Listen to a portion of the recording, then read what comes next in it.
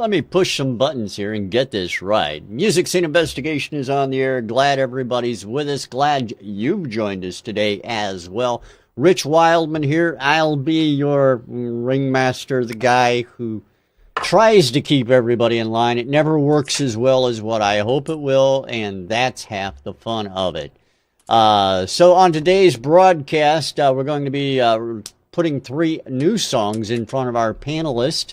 Certainly hope they enjoy them. Certainly hope you enjoy them as well. It's going to be an interesting show. I have been notified that in Hollywood, Florida, there is a little party going on this afternoon as well. We're going to try and crash that party if we can, at least a little bit. Mark Lamdansky is having a housewarming party. He is the proprietor of Worldwide Indie Radio, one of our partners at Music Scene Investigation. So we hope Mark has a great party down there. They've got a band actually playing. Big Kettle Drum is going to be playing in a little while. He's got a whole house full of people. They're having a barbecue, adult beverages, I'm assuming, kids beverages as well. So if you're in the area, go to Hollywood, Florida, and crash the party and tell them we sent you, because that's kind of what we do. And it should be fun. His new neighbours aren't going to be very happy with Big Kettle Drums playing, are they? You're probably right. They probably won't be too happy about that. But, you know, it is what it is, Ian. I mean, what are you going to do about it, right? I'm going to play the role of one of his neighbours. All right, you go ahead and play that role then. Turn it down! I don't think that's going to help. Okay. I just don't. I'm not saying it couldn't help, but I just don't think it will. So anyway, have a good time, Mark. Enjoy your new house and your housewarming party and all that good stuff. And please, I don't want to see any pictures of this cropping up on Twitter or anything like that. Just saying. On Music Scene Investigation, if you're not aware of what the show is about, let me explain a little bit. On this broadcast, we bring in 3 music industry experts from all walks of the music industry, and we put in front of them 3 brand new indie songs from indie artists around the world. They will take and listen to those songs one time only, without ever having heard them before. They don't know the name of the song, the name of the artist, or the genre the song is in. So that it is truly a blind review and critique process, and we're pretty proud of that. And we're going to get to that just as soon as we meet our panelists. Let's go to New York City and meet Mr. Tom Chianti. Tom, how are you, sir? How are things going?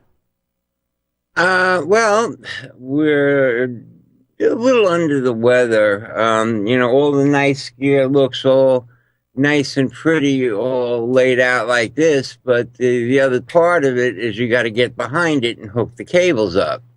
Yeah, that's true.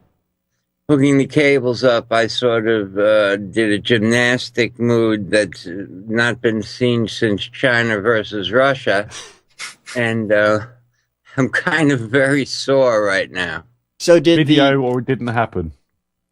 Yeah. Did the Russian judge give you a score of 7 while the American judge gave you a 10? What was the story there?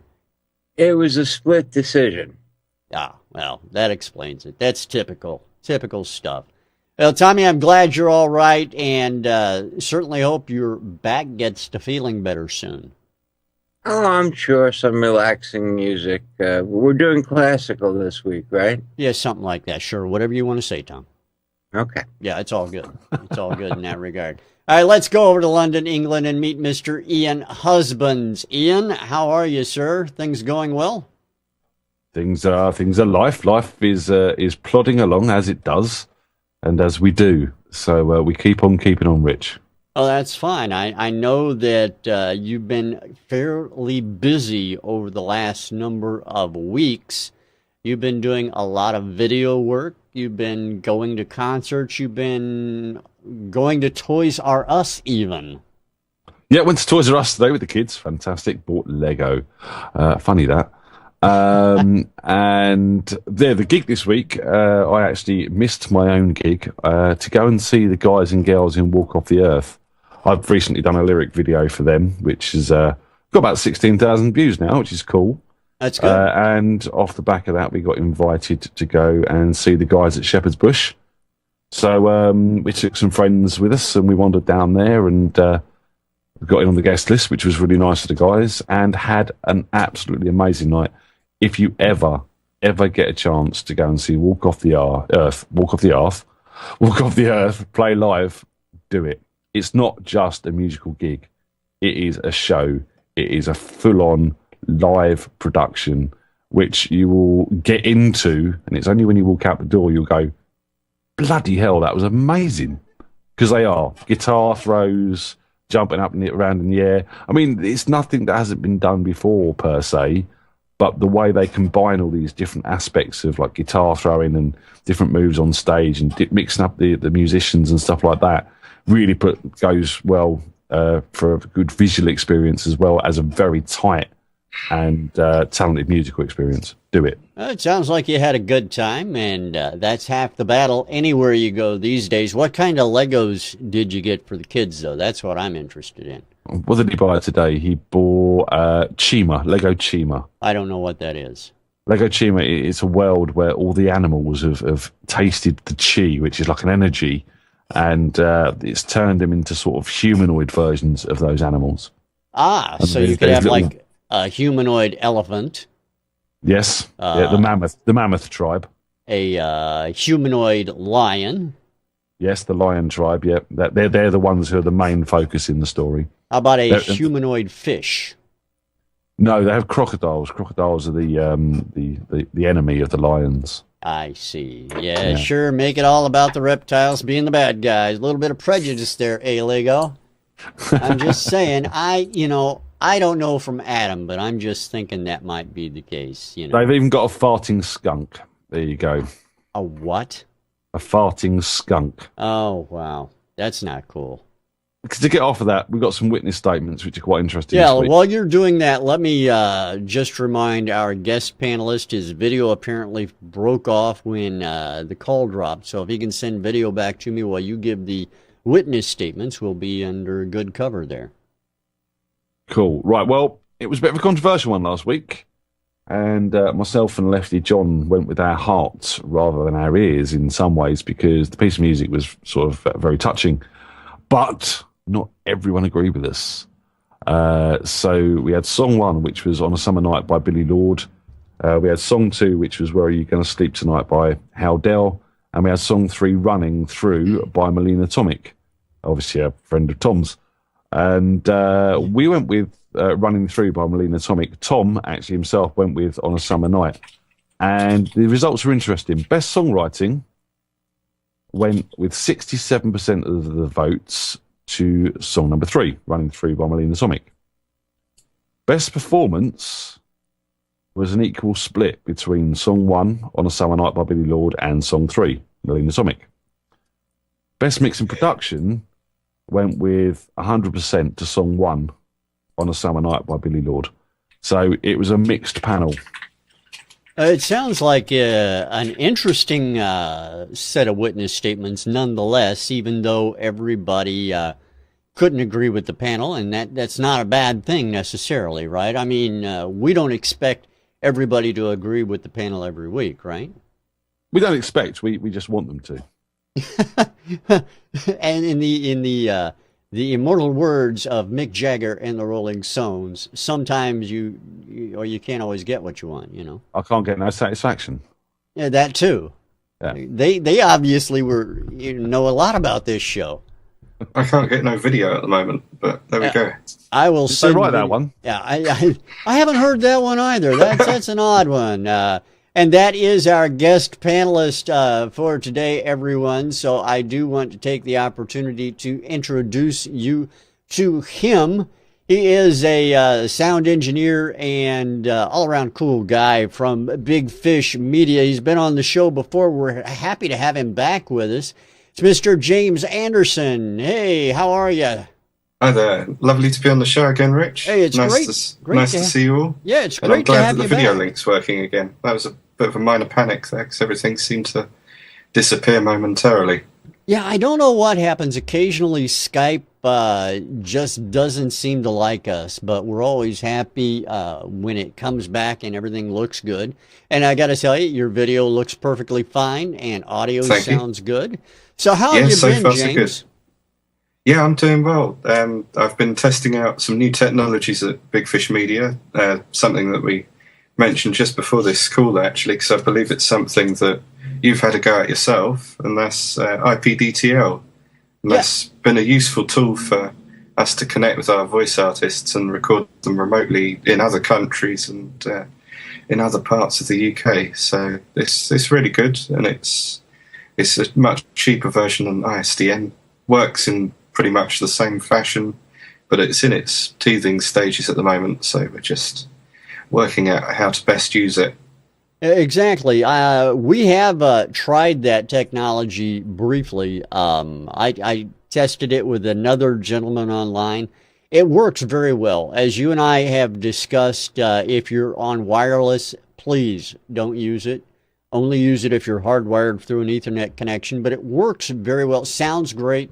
The idea behind IPDTL is to find a cost-effective replacement for those voiceover artists and media stations like radio stations, some television stations that utilize ISDN for audio links. Yeah, and for the listeners or viewers that probably aren't too familiar with either of those formats, it's just basically a communication device that allows you to record remotely. So somebody else can be in another studio and you can record them from another area. It's just effectively like a phone line.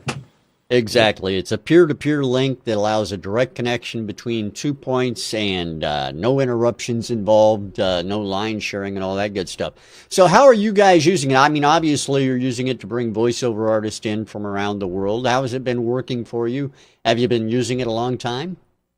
Yeah, well, we've been using it a fair few months now, and it's getting better and better, I think, mainly because we're beginning to understand how it works, and we're building a good rapport with the technical guys that operate it. As I said, there are a few teething difficulties to begin with, but the way that we're using it is so that we can record our international voice artists, because we don't just do English-speaking stuff, we do voiceovers from all different languages. So a lot of the time that means that we have to record people who are abroad or in other parts of the UK. So this makes it a more cost-effective way of doing so. Yeah, it's a lot cheaper than flying talent in from around the world. You know. Oh, definitely.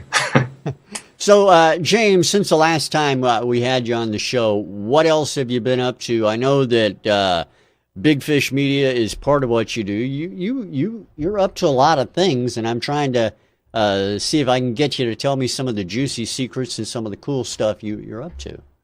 Well, as you've probably gathered from previous shows, I'm quite an entrepreneurial person. I always like to try out all kinds of different things, but nothing as experimental as some audio producers we know. Hey, and so I'm just hoping Rich can massage some information out of you. I'm sure that's possible. I'm trying. So go ahead, James. Tell us, again, we know you're entrepreneurial. We know you like to try new things.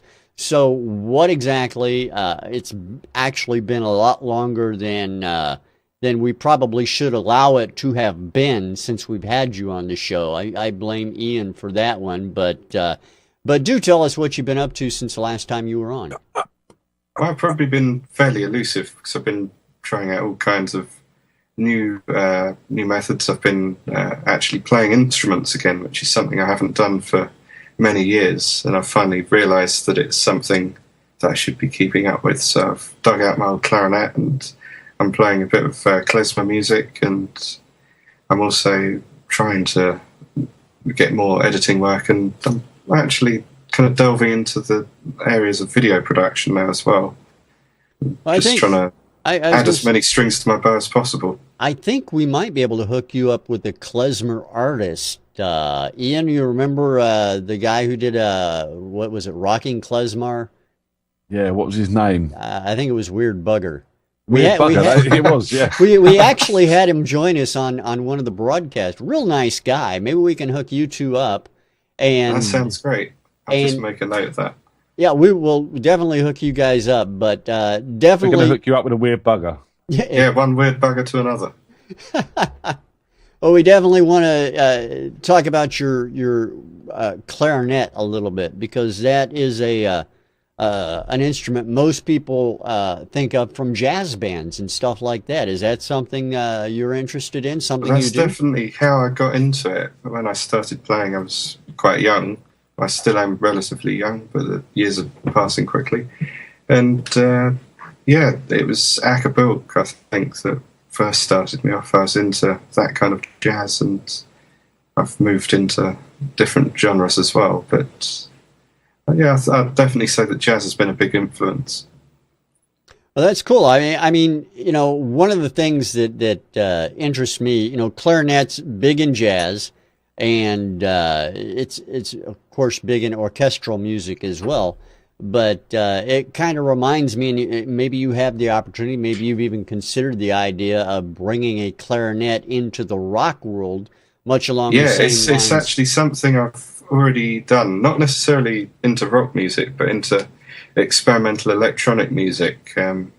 I've actually sampled every note of the clarinet and used it in some weird avant-garde piece I did quite a few years back. So that's something I'd quite like to unearth and try and find again. That would be interesting. That would be interesting to do, and you know, maybe you'll become the Ian Anderson of the clarinet. That'd be nice. So that just develop that. Yeah, that would be awesome. Now, all right, you said you were into video editing as well. What can you tell us about that? What have you been doing in that regard? Well, the nature of the business at Big Fish Media is kind of beginning to allow us to explore the video world, because we're getting more and more inquiries regarding video editing. So I've been able to put my hand to it a few times, and I think as soon as you know a little bit of audio software, then it translates relatively easily into other areas as well.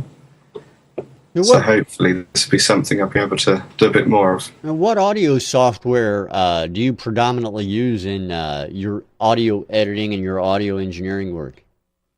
Well, I use a mixture. I use Adobe Audition a lot of the time with Big Fish Media, just simply because it's a very simple piece of editing software, and we do voice editing, so it's easier to keep everything on the same screen. But for personal projects and other stuff that I'm outsourced for, I tend to use Logic and Pro Tools. All right, and do you have a preference of the three? Dependent on what I'm using it for, really. I think for any kind of music post-production, I'd favour Pro Tools. Music production itself, I quite like Logic, and for anything voiceover related, then I'm perfectly happy with Audition. But I think so many of these software programs are becoming very similar now. Even the ones that many engineers would consider to be inferior are becoming quite good now. I think they've got to just keep up with the rest of the market. Yeah, that makes sense. I mean, technology has progressed a lot along the lines of, you know, no matter what you have, you know, coupled with the hardware, everything pretty much does the job anymore, right?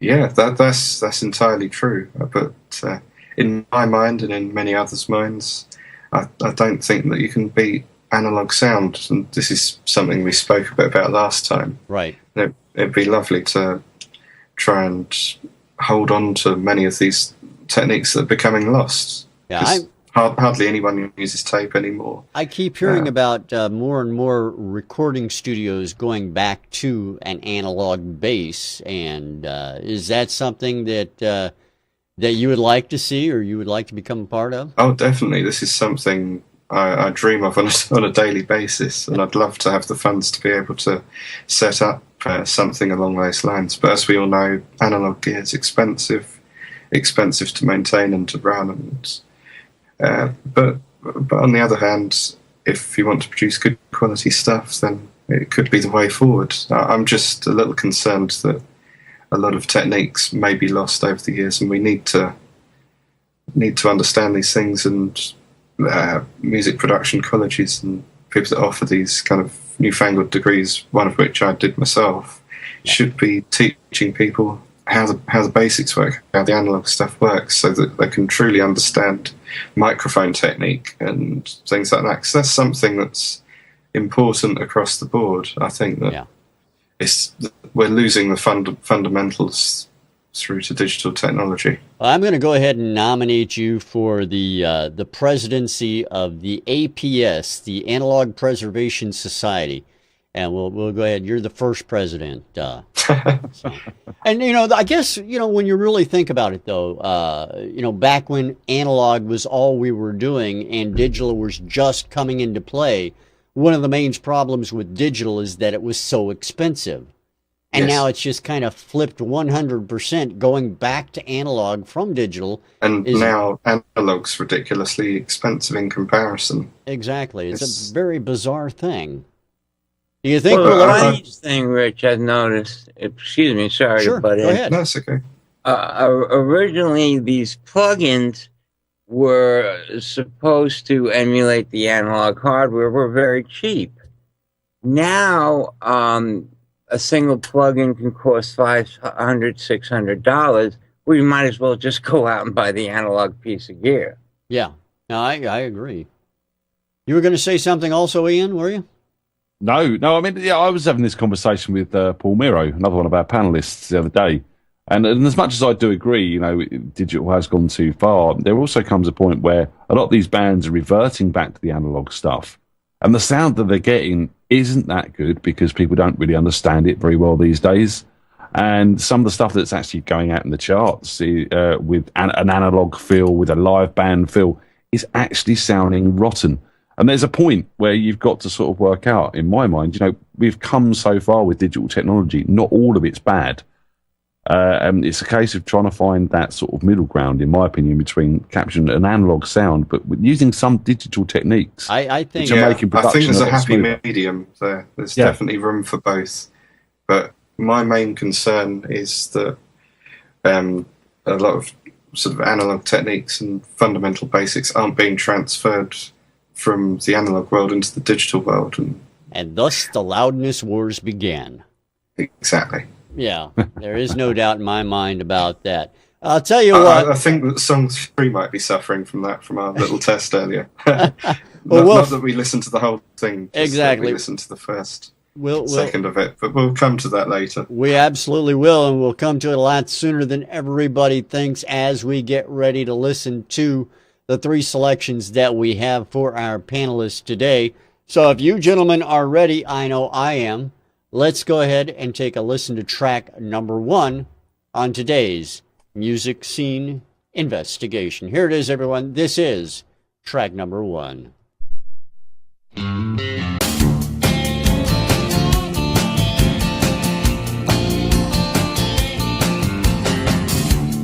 wanna get down to the heart of the matter.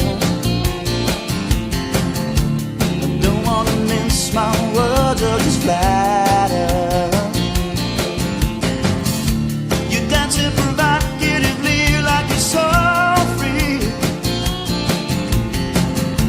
Just give me a silence.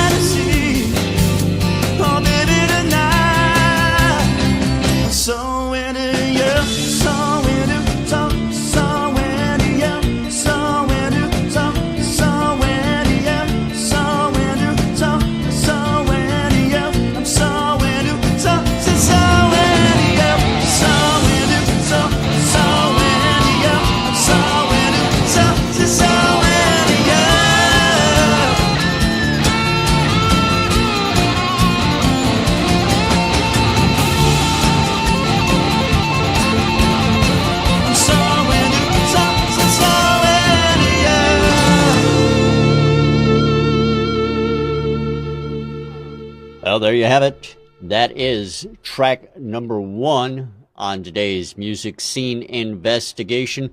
We're going to go over to Ian first, find out what he thinks of it. Ian, your thoughts on track number 1. What say you? All right. Overall, there's kind of good thing going on here. There's a good song. It's got a hook. Like the vocalist, it reminded me a bit of Paul Carrack from Mike and the Mechanics or Richard Marx, that sort of style of vocal. And his performance was good. Lyrically, it's pretty much there. As I said, it's got a hook. It's got an arrangement that works. But I just felt the whole mix was pretty flat and lacking in dynamics from a mix point of view, not even from a song point of view or arrangement point of view. You know, everything seemed to be safe. The vocals were stood out there, maybe a little bit too far, but then again, the drums seem to be quite nicely up with the vocals. I just think the guitars need to come up. And, you know, more of that background needs to be made. You know, everything sounded like it had been recorded quite nicely. You know, there was a nice shine on the acoustic guitar. The solo was quite tasteful. But it just seemed the mix was flat. I mean, I think a bit more bottom end across the whole mix to warm it up a little bit would have been nicer. It was a little bit sharp around the top end at the moment. But yeah, go back and remix it. Give them guitars a bit more presence, a bit more solidity in the mix. Maybe a bit less reverb or something like that. Because it was just everything was there and you could hear everything and the track was sitting, but it just didn't jump out at you like it should do. But I've not got much else bad to say about it. I mean, as a track, as a song, as a production, it's pretty much there. It's just the mix didn't work for me. All right, Ian, I appreciate that. And over to Mr. Tom Chianti. And what did you think, Tom? What are your thoughts on that particular track? Well, I like the track. I really like the lead singer's voice. My concern was it didn't, you know, my only problem with the mix really is I would have liked to have seen a little wider spread, but it had a, you know, like Ian said, everything was there. You could hear it. The balances were, you know, very good. The performances were excellent. It definitely has a hook. Maybe, you know, getting picky, cut like 20, 25 seconds off of the repetitive hook at the end there. But a lot of songs, you know, like pop like this do that. It's really well done, well produced. There were a couple of the string bends there that sounded, you overshot the mark. But I did like the bends going on and all the different guitar sounds. I just think they could have been spread wider. But other than that, it's sort of like a indie artist, country, pop rock song, if I can throw things together. I liked it. All right, and it's perfectly fine if you want to throw things together, Tom. Nobody minds. I don't mind. Ian, you don't mind either, do you? I don't mind. We threw the show together. There you go. There you go. Let's see what our guest panelist, Mr. James Anderson from Big Fish Media, can throw together. James, you want to throw some stuff together, man? I certainly do. And I'd like to say that for the first track of the evening, that was good. I hope that things stay this way. And I was generally quite pleased with the sound of things there. That was right up my street. Musically and lyrically, yep. Was pretty much spot on. Maybe I'm a little bit biased because that's probably my kind of genre. But my main issues were with the mix as well, and that's probably no great fault of the band's. I think it's just one of those things that just needs a little bit more work on. Stereo spread's one of the first things that came to mind. I noticed that in my rather cheap cans that I'm wearing, everything seemed to be flung over to one side, so maybe that was more the fault of my equipment than anything else. But as for the general balance of other things, I actually felt that the drums didn't quite cut through enough, and so the guitars could have been upped a little. But no, I don't have a great deal of bad things to say about that first one. Yeah, very happy with it. All right. Well, I appreciate that, James. Thank you very much. Let me take the time to introduce everybody to that first song. The name of the song is So Into You, and that's by Darren Parry, and we appreciate Darren sending that track into Music Scene Investigation. If you're an indie artist, want to send your music in front of the panel, easy thing to do is go to MusicSceneInvestigation.com. The top of the page, you'll see a Submit a Song link. Just click that. Follow the information on that screen. You'll have your song up within 5 minutes or less. It's a guaranteed kind of thing.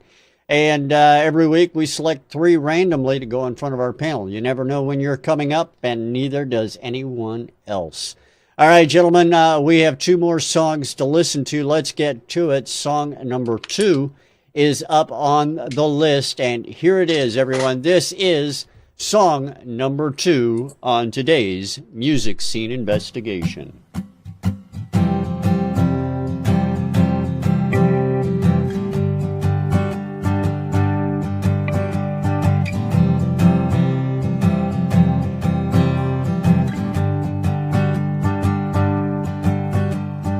Monica was missed beyond expression.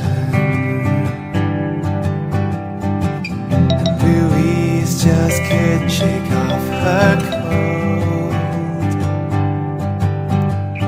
Henry, they thought, would outlive the light, but death was silent and quick when it took its toll. I'm a sailor with a broken heart. I use my size to fill my sails, but just like Jack, I was knocked on my back when the waves in the reef broke open my gunwales and left me exposed.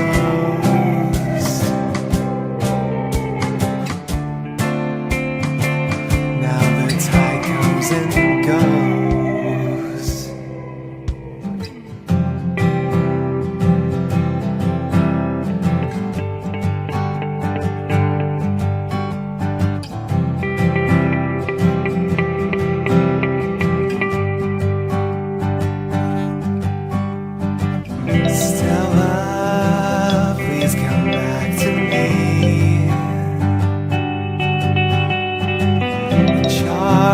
Doctor said you were so very ill. Hawk and the foe, oh how they go together.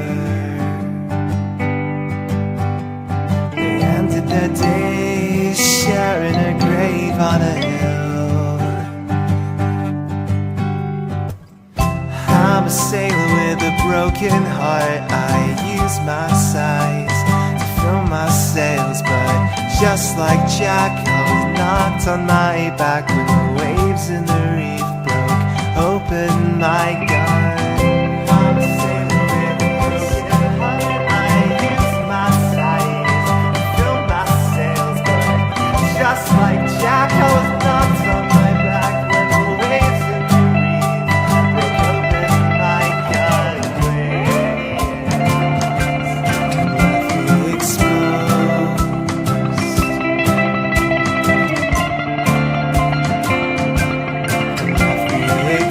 gun.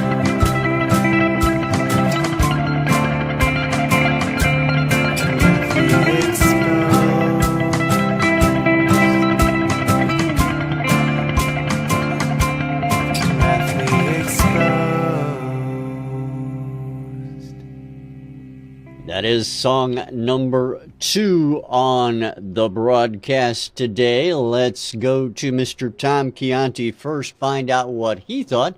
Tommy, song number 2 over to you. What do you think? I like the production.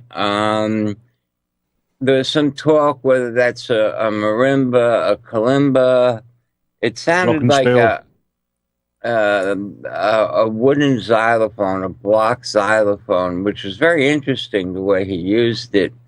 My main concern was the guitar on the left and in the center, the single note picking guitars were very intrusive, and it was distracting me from actually listening to the lead vocal. He's got a good voice. And he's definitely, or whoever produces, has an ear for producing. The balances on the mix, though, did not give the vocal the focus it needed. It could have been handled with a lot more TLC, brought up a little bit more intimate and not so flat.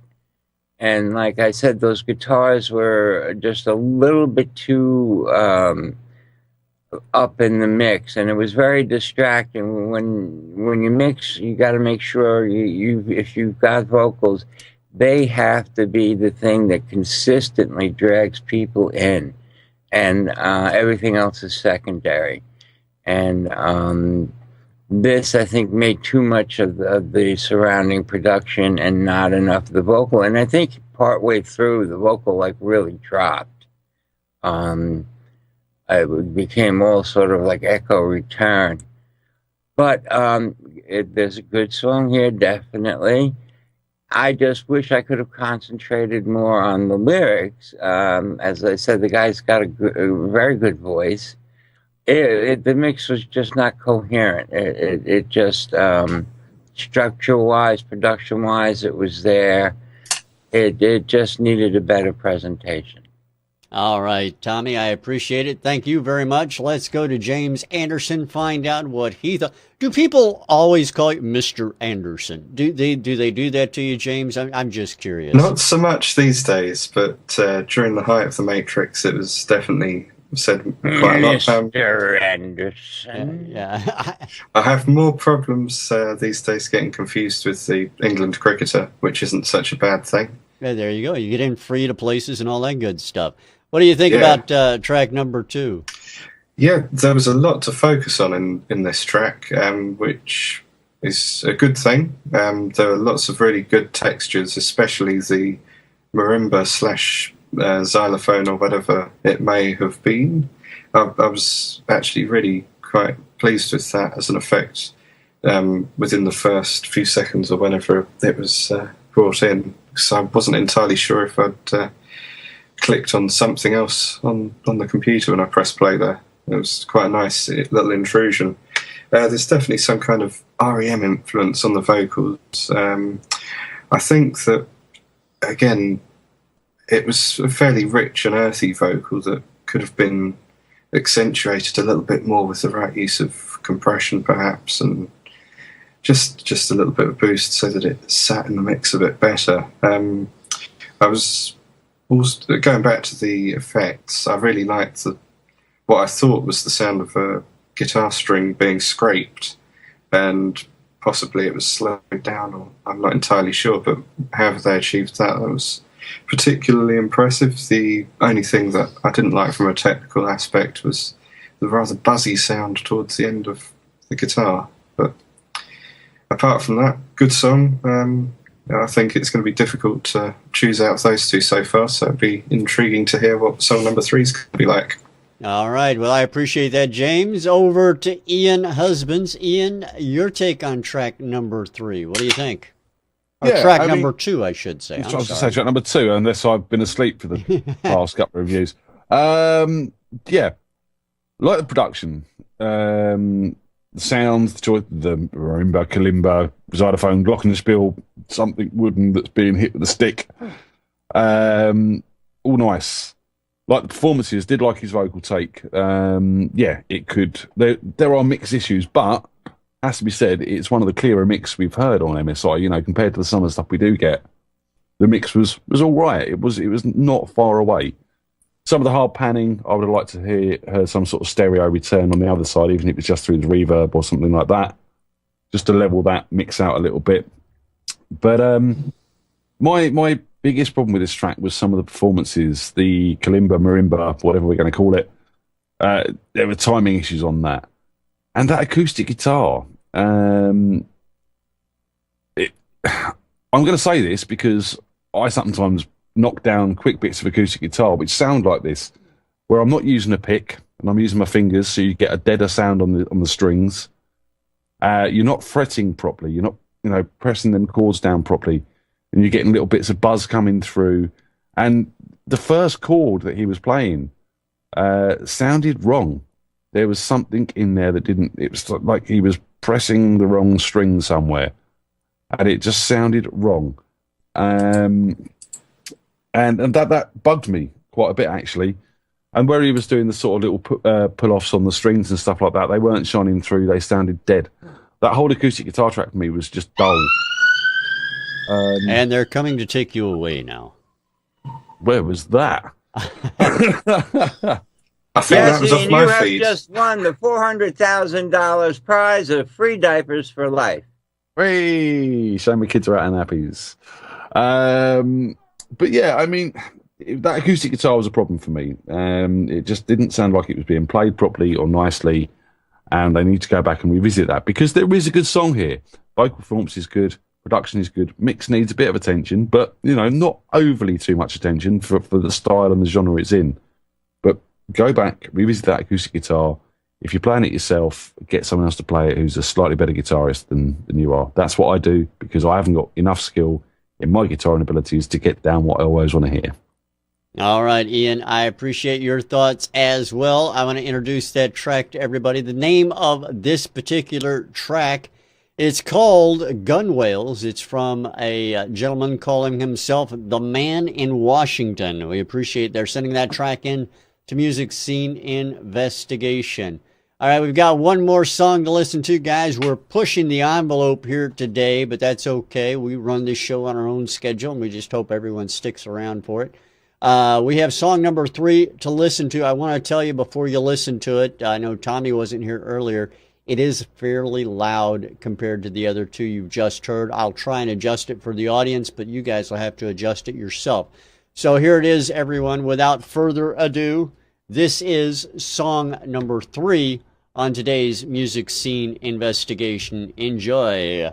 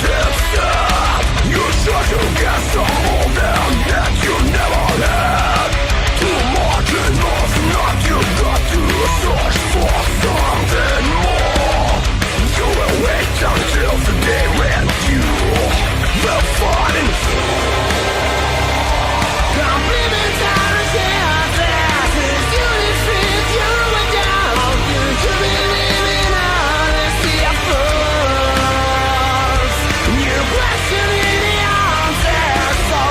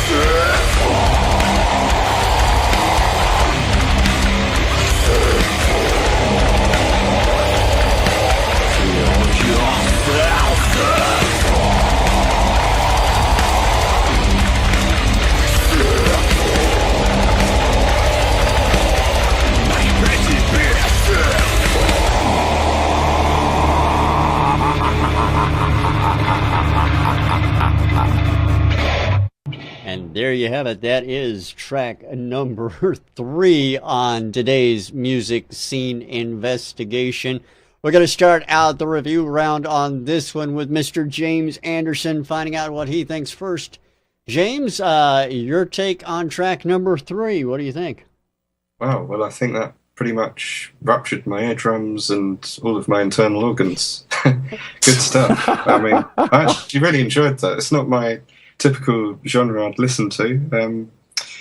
There are one or two sort of inconsistencies after all of the what I'd like to call growling and almost shouting. There was a kind of melodic refrain that kind of didn't seem to fit with the rest of it, and I felt a mild bit of disappointment there because it didn't feel as rough or energetic as the first bit. On a positive note, it sounded good.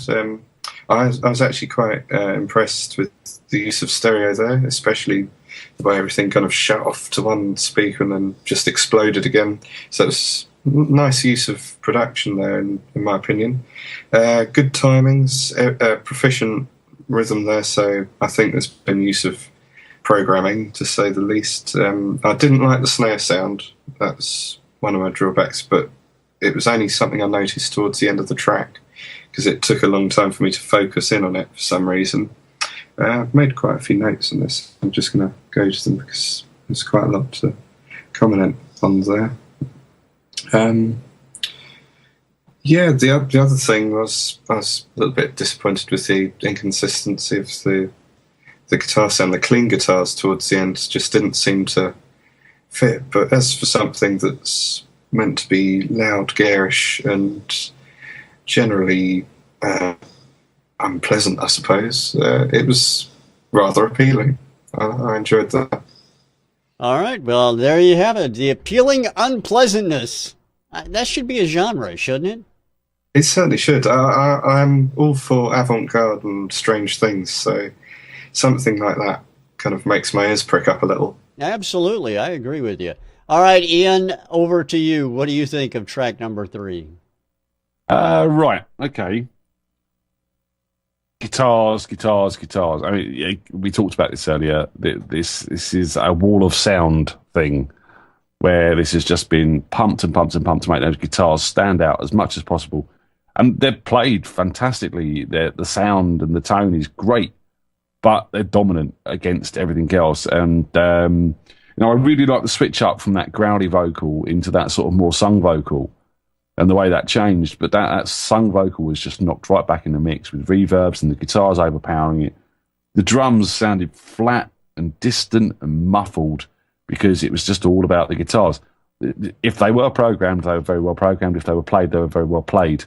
But they really did sound muffled and set back in that mix when, they really should be driving the whole song up there with that vocalist and then those guitars sort of filling the spaces in between.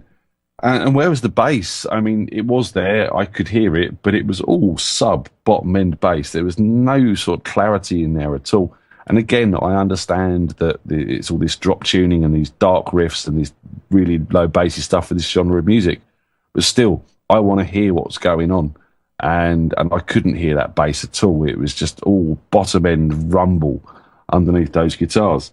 I mean, I'm not a big fan of this sort of metal.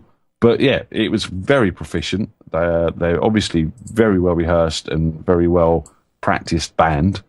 They've got a good idea. They've got some good riffs. They've got a good thing going on.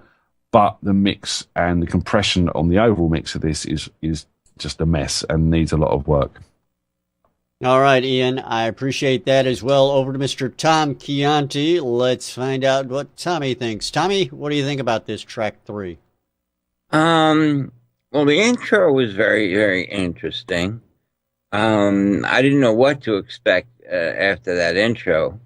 And then when the rest of the song came in, I said, of course, it makes sense. Really like the growl. The sung vocal afterwards didn't have quite the same energy, got a little pitchy. I think if he retook that part of the vocal, because the guy can sing, he's got a good voice. The drumming, I didn't think it was programmed. If so, the guy's got fast fingers because those double kicks are just like slamming out. Guitars, I'd have to agree with Ian, a little overbearing. The bass, the same thing. Agreeing with Ian, it still should have a note, a point, you know. Overall, the production ideas, and I'm not, a fan of dropping out one side, but they did it for a very short time, and it was very cool, where the other side came banging back in, almost anticipating the beat. So that was very good. I like that. Overall, I like it for what it is. It's done well. It could do from maybe a little bit of overall compassion for everything. Yes, the importance of the guitar, but the vocal is so important, even in this. At times, when with this type of singing, it's very hard to get articulation out of the vocal. That I found missing. Overall, it's mainly mix issues. I have a very hard time understanding the vocals when it comes to this type of raw metal to begin with. So I always would want to concentrate more.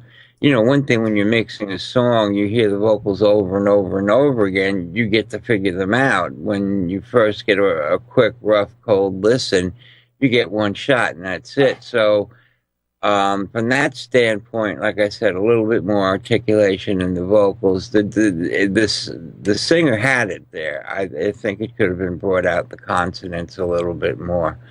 Overall, a very good effort. Keep going with it. And I think, with retaking one of the vocals and keeping the production as is, like I said, I think it's fine. Maybe they could just go back in and if they have the time and the money to do a solid mix on this, and it would come out really slamming. All right, Tommy, I appreciate that. Thank you very much.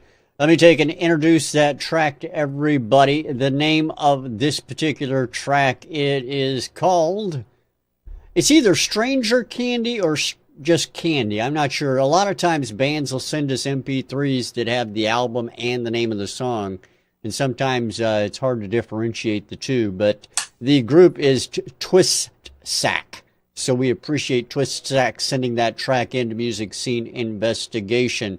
All right, gentlemen, as always, at this time of the broadcast, you have the decision to make on a selection for Song of the Week. So I'm going to leave it to you and let you discuss it, and we'll listen in, of course. But you need to let me know as we invite our guests or our audience out there, I guess, to join us in filling out their witness statement as well over at MusicSceneInvestigation.com. So please make sure you do that as they discuss this. Well, I'm going to jump straight in. I think it's quite an easy one for me this week. Number one. The other two tracks are all pretty decent, but they've got their issues, whereas number one I think is the easiest to sort out and clean up and make more presentable. Well, I think we've had a really good week of tracks. I've actually enjoyed all three of them. But again, it was quite easy for me. Saying that, I think that all of them had their strong merits and all of them deserved a good position. But for me, it's track one because only simply because that came up with the least production issues from my part. And I think I'd rather mark it on that category than anything else because all three tracks were of a good nature. So again, track one for me. All right, Tommy? Well, it doesn't matter. Sure it does, because I actually didn't hear what Ian was saying because I was busy doing something else, so I'm going to have him repeat it. Oh, well. Song number one for me. Well, then now Tommy has to make his selection. And Yeah, of course, I know, but of I was course, just I saying, give Tommy double select, you know, the weight of I everybody get else. double Yeah. points when I put a block down. Oh, exactly, yeah. Well, I'll tell you, my heart really, I'm a closet death metal. I love mixing that type of stuff because you can get a lot of harmonics out of the guitars, and it just, so my heart's kind of with 3, and but I'm going to have to agree with everyone. Overall presentation and good to go would be number 1. All right, well, there you have it, everybody. The Song of the Week selection is indeed a unanimous decision with number 1, Darren Parry's So Into You. James, I want to thank you for joining us on Music Scene. We'll have to have you on a lot faster the next time around, I think. Yeah, no, I'd love that. And thanks again to you all for inviting me back onto the show. It's been an absolute pleasure, and it's nice to have a presence and for somebody to think that I'm professional enough to have an opinion on these tracks. Well, we definitely... Look who the company is. I mean, come on, we'll put a dead rat on. Oh, now, Tom, that's not true. We tried to have a dead rat on once before, and he just laid there. But James, thank you very much for being with us. We really appreciate it. Had a great time. We want to thank everybody in our audience for joining us as well. And, of course, I'm going to have Ian tell us who is joining us on the show next time. And I'll bet he says... Do you know what? There is someone booked, but I don't know because we've changed the front page. It's a surprise. It's a surprise. No, we have got someone booked, and I'd love to tell you, and if I can get there quick enough and pad this out a little bit more. That's okay. You don't have to. We can just say it's a surprise. It's a surprise. There you go. It's a surprise. And Mark, by the way, we do wish you a very happy housewarming. I'm sure he turned us off by now, but, I have to wish him a happy housewarming anyway. Yeah, thanks for the invite. I hope he had it on for song number 3. I could just imagine people picking up furniture and throwing it through his brand new house. That's what I'm thinking, too. It would have been great. Pillow fights and everything. It would have been awesome. Myself and Walter are quite gutted we didn't get an invite, to be honest. You did.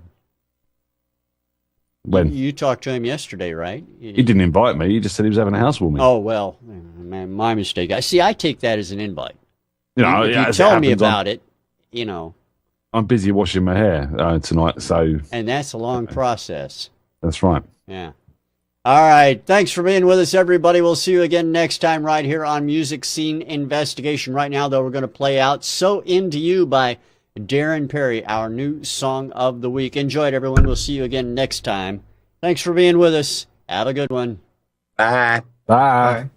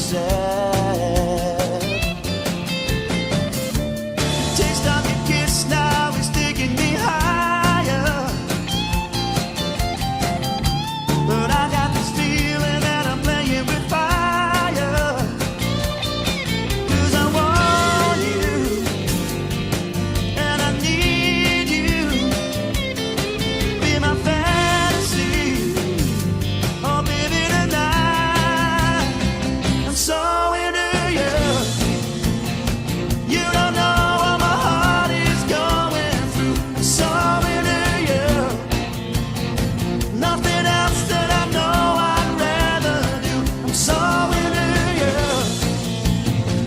so into you. Can't see the wood through the trees. I'm so into you, that I'm down on my knees. I'm so into you, like a drop that mist in my mind. So into you.